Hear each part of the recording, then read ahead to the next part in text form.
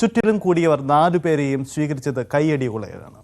സുരക്ഷിതരായി കപ്പലിലെത്തിയ പേടകത്തിന്റെ recovery 30 മിനിറ്റിനകമാണ് പൂർത്തിയാക്കിയത്.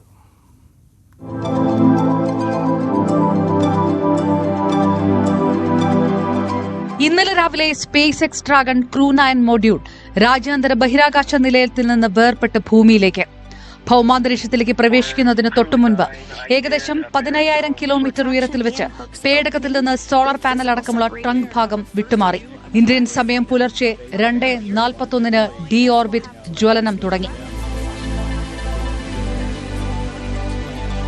Trunk ഭൂമിയുടെ അന്തരീക്ഷത്തിലേക്ക് പ്രവേശിച്ച് കത്തിയമർന്നു. 2:49 ഡി ഓർബിറ്റ് ജ്വലനം പൂർത്തിയായി. 2:54 ഡി ഓർബിറ്റ് ബേൺ വിജയകരമായി പൂർത്തിയാക്കി. 2:57 നോസ്കോൺ അടയ്ക്കൽ പൂർത്തിയായി. പേടകം അതിവേഗം ഭൂമിയുടെ അന്തരീക്ഷത്തിലേക്ക് പ്രവേശിക്കുന്നതിന് മുൻപ് 15 മിനിറ്റ് ത്രസ്റ്ററുകൾ പ്രവർത്തിപ്പിച്ച് വേഗം കുറച്ചു. പിന്നെ പതിയെ നിയന്ത്രിതമായ നിലയിൽ അന്തരീക്ഷത്തിലേക്ക്. പുലർച്ചെ 3:11 ഫ്രീഡം ഡ്രാഗൺ ക്യാപ്സൂളിൽ നിന്ന് ഭൂമിയിലേക്ക് സന്ദേശമെത്തി. തുടർന്ന് പേടകത്തിന്റെ വേഗം പതിയെ കുറഞ്ഞു.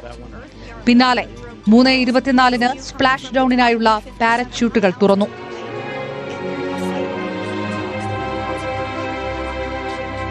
ഇന്ത്യൻ സമയം പുലർച്ചെ 3:40 പേടകവുമായി ഫ്ലോറിഡ തീരത്തെ അറ്റ്ലാന്റിക് സമുദ്രത്തിലേക്ക് 4 പാരച്യൂട്ടുകളും സാവധാനം പറന്നിറങ്ങി.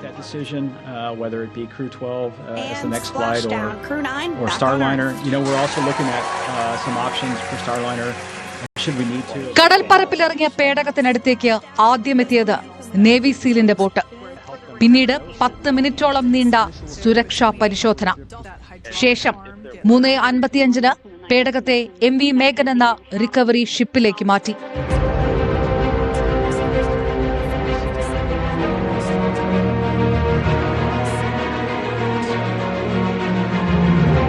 4:10 പേടകത്തിന്റെ വാതിൽ തുറന്നു.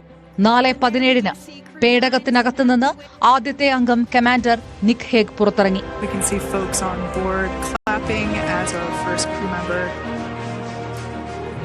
And that is NASA astronaut Nick Hague, commander of Crew 9.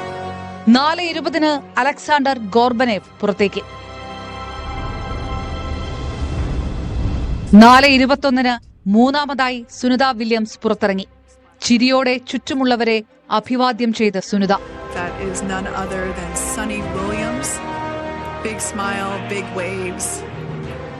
4:22 നാലാമതായി ബുച്ച് വിൽമോറും പുറത്തേക്ക്.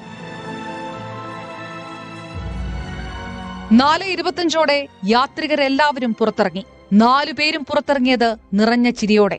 ചുറ്റിലും കൂടിയവർ സ്വീകരിച്ചത് കയ്യടികളോടെ. പിന്നീട് ഇവരെ പ്രത്യേക സ്ട്രെച്ചറിൽ മെഡിക്കൽ പരിശോധനകൾക്കായി നാസയുടെ ഹൂസ്റ്റണിലെ കേന്ദ്രത്തിലേക്ക് കൊണ്ടുപോയി.